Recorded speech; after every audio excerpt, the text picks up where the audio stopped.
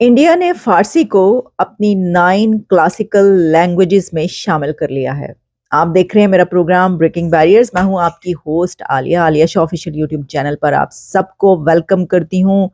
जनाब डॉक्टर जयशंकर ने जहां और बहुत सारी बातें की हैं जिसके ऊपर हम एक प्रोग्राम कर चुके हैं कि उनका ईरान का विजिट कितना सिग्निफिकेंट विजिट है और वहां पर कैसे दुनिया की जो इस वक्त जियो पॉलिटिकल सिनेरियो सामने आ रहा है, जो ग्लोबल कॉन्फ्लिक्ट्स हैं, उसके ऊपर उन्होंने कितनी जबरदस्त डिप्लोमेसी खेली है और कैसे जबरदस्त तरीके से फॉरेन पॉलिसी लेकर वो आगे बढ़े हैं।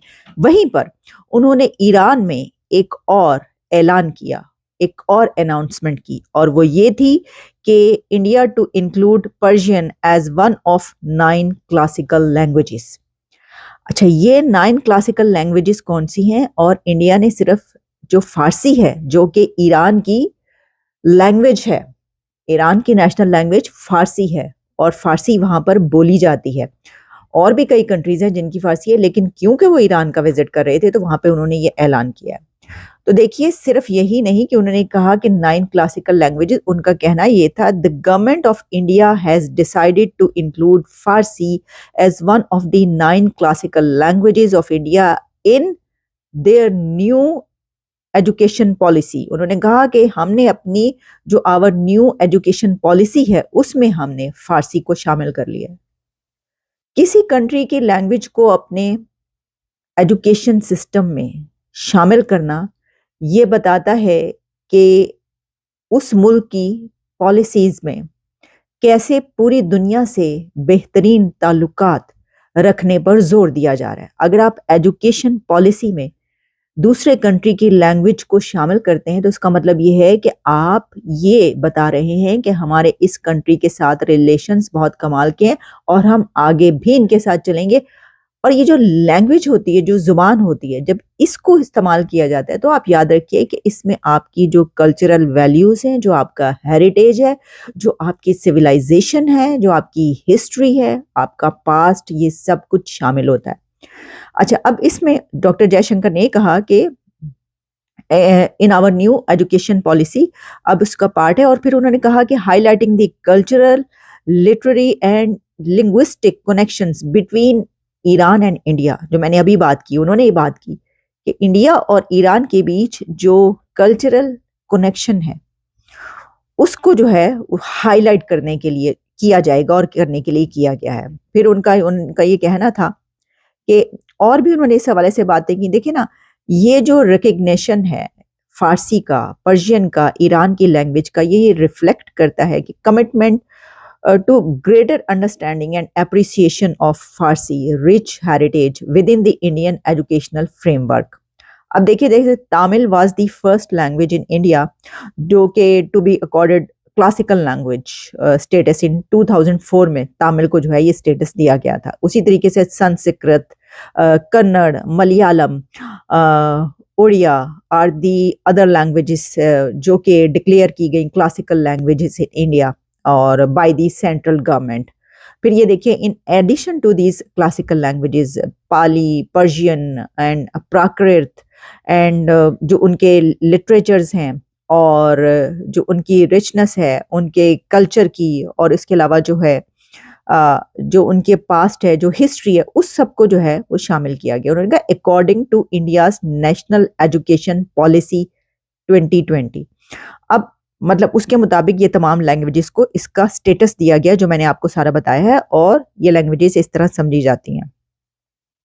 अब देखिए, जहां हम सिर्फ अभी तो ये बात करें ना ईरान की, आपको पता है कि सऊदी अरेबिया के साथ भी बड़े अच्छे, इतने गहरे ताल्लुकात अब हो चुके हैं कि जो स्मृति ईरानी है वो वहां पर जब जाती हैं तो उनको मस्जिद नबवी ले जाया जाता है, मस्जिद नबवी का दौरा करवाया जाता है।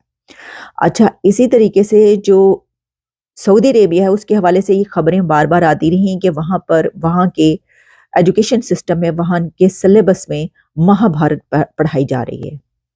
और इंडिया का जो कल्चरल वैल्यूज हैं, जो हेरिटेज है और जो उनकी महाभारत है, वहां पर पढ़ाई जाती है। वहां पर योगा सिखाई जा रही है, سعودی عربیہ کے اب سلیبس میں، وہاں کے اسکول کالجز کے سسٹم میں یوگا کو باقاعدہ اڈاپٹ کیا گیا اور وہاں پہ سکھائی جاتی ہے. یہ خبریں آتی ہیں. یو اے ای میں تو اس سے بھی آگے ہے. یو اے ای میں تو آپ جانتے ہیں ابھی کچھ دن کے بعد ایک اور مندر کا جو ہے وہ انوگریشن ہوگا. اس کے اوپر بھی انڈیا کے پرائم منسٹر نریندر مودی صاحب نے وہاں پہ جانا ہے، اور ان کے جو ہیں شیخ صاحب جو ان کے ہیڈ ہیں وہ ابھی آئے ہیں. آپ کو پتہ ہے کہ النہیان صاحب ابھی وہاں پہ شیخ زید جو ہیں وہ انڈیا ہو کر گئے ہیں اور بڑی ان کے گلے ملے ہیں اور ان کو برادر کہا ہے.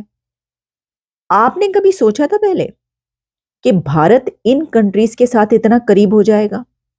کبھی آپ نے سوچا تھا؟ آپ نے نہیں سوچا، کیونکہ پہلے تو ایک عرصے تک یہ کیا چلتا رہا، یہ سب یہ چلتا رہا کہ مسلم امہ اور مسلم امہ میں کس کی بات ہوتی رہی کہ جی جو عرب کنٹریز ہیں، جو اسلامک کنٹریز ہیں، وہ بس آپس میں ہیں، اور اس میں ٹرکی، پاکستان اور یہ جو ہے اس کو لیڈ کر رہے ہیں. یعنی یہ کہ مسلم امہ کا جو تصور تھا اس کے اندر سعودی عربیہ، ٹرکی اور پاکستان، خاص طور پر پاکستان جو ہے وہ تو ہر بات میں سعودی عربیہ کو جو ہے وہ ہم لیتے تھے اور اسی طریقے سے جو ہے وہ بات کی جاتی تھی. وہ تو کہیں بہت دور جا پڑا وہ چیزیں. اب تو ہم یہ دیکھ رہے ہیں کہ جس طریقے سے انڈیا ان سب کے قریب ہے، تو کیا آپ سمجھتے ہیں کہ کیوں ہے ایسا؟ دیکھیے، ایسا اس لیے ہے کہ انڈیا نے اپنے آپ کو انٹرنیشنل لیول پر ایک ایسے سٹیٹس حاصل کر لیا، ایک ایسی جگہ پر لا کھڑا کیا ہے جہاں پر اس کے نزدیک مذہب، زبان اور کلچر، یہ سب چیزیں جو ہیں وہ جن سے فائدہ اٹھایا جا سکتا ہے. یہی وجہ ہے کہ وہ اپنے جو روٹس ہیں، ان کی جو سویلائزیشن ہے، بہت ایشینٹ سویلائزیشن ہے، اس کی بات جب کرتے ہیں تو وہ کہتے ہیں کہ تمام کنٹریز کے، چاہے ان کا کوئی بھی مذہب ہو، ان کا کوئی بھی کلچر ہو، ہمیں ان کے ساتھ تعلقات استوار کرنے ہیں، ریلیشن، ہمیں ان کے ساتھ اکانومی کے جو ہے وہ ٹریڈ کرنی ہے اور اکانومی کے جو اگریمنٹس ہیں وہ کرنے ہیں، کیونکہ اسی طریقے سے وہ آگے بڑھ کر تھرڈ لارجسٹ اکانومی بن سکتے ہیں. آپ کے جتنے دشمن ہوں گے، آپ جتنے اپنے جھگڑے کریں گے، مطلب دیکھیں نا، اگر ہم پاکستان کی بات کریں، افغانستان سے ہی نہیں بن پا رہی. افغانستان اور پاکستان کے کیسے تعلقات ہیں آپ جانتے ہیں. تو اگر آپ افغانستان سے ہی نہیں بنا سکے، جن کے لیے جہاد لڑا گیا، جن کو جہاد میں شامل کیا گیا اور کون کون سے ممالک توڑے گئے ان کے ساتھ ملا کے، ان کے آپ نے لاکھوں جو ہیں ریفیوجیز اتنے عرصے تک اپنے کنٹری میں رکھے، اور اب حالات ہی ہیں کہ ان کو زبردستی جو ہے وہ اٹھا اٹھا کے پھینکا جا رہا ہے، واپس بھیجا جا رہا ہے. اس کا مطلب ہے کہ آپ کے جو ریلیشنز تھے، جو کہ برادرانہ تعلقات کہے جاتے تھے، جس میں زبان کا رشتہ تھا، جس میں کلچرل ہیریٹیج جو تھا وہ ایک تھا، اس طرح کی بہت ساری چیزیں، ان کنٹریز کے ساتھ بھی اب آپ کے تعلقات نہیں رہے، جنگوں تک بات پہنچی ہوئی ہے.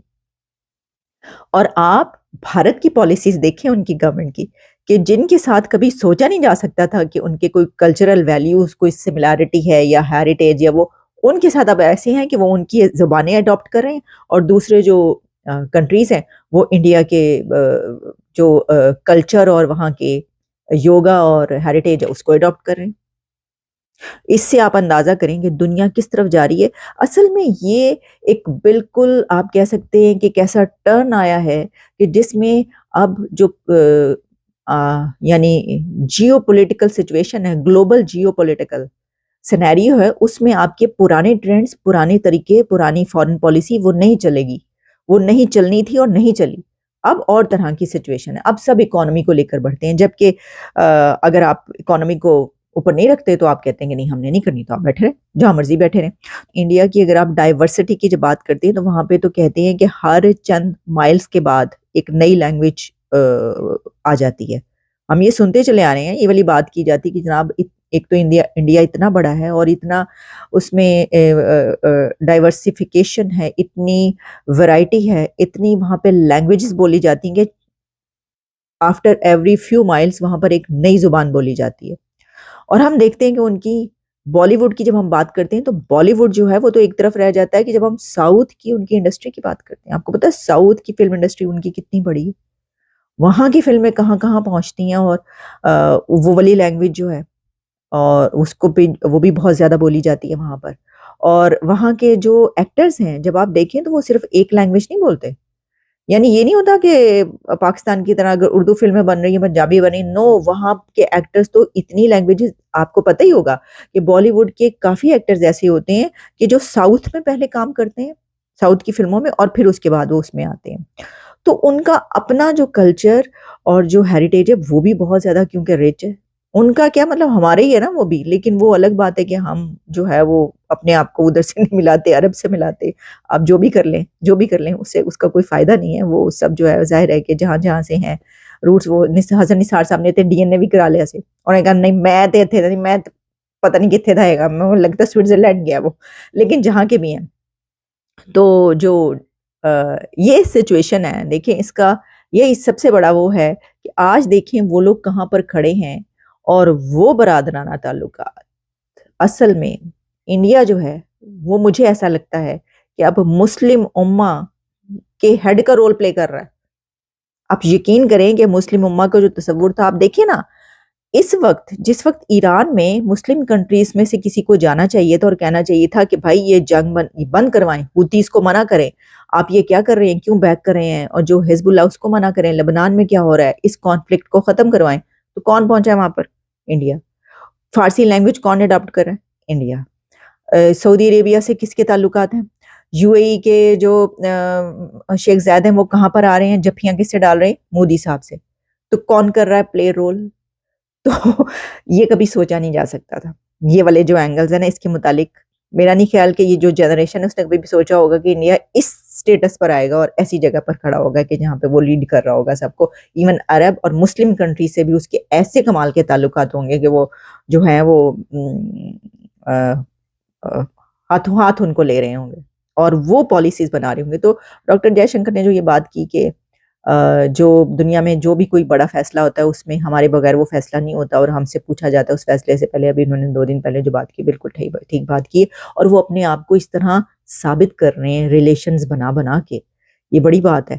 تو جب آپ اچھے تعلقات رکھیں گے, آپ لوگوں کو جو ہے عزت دیں گے, رسپیکٹ دیں گے, تو وہ آپ کو رسپیکٹ دیں گے, آپ کو عزت کریں گے. ایران کے ساتھ جو انہوں نے کر دی, اور یہ لینگویج کے بارے میں ایران کی مجال نہیں کہ وہ ان کو کسی بات پہ انکار تو کر کے دیکھیں, نہیں کر سکتا وہ. تو یہی بات ہے, عزت دو اور عزت لو. اجازت دیجیے, دوبارہ آپ سے ملاقات.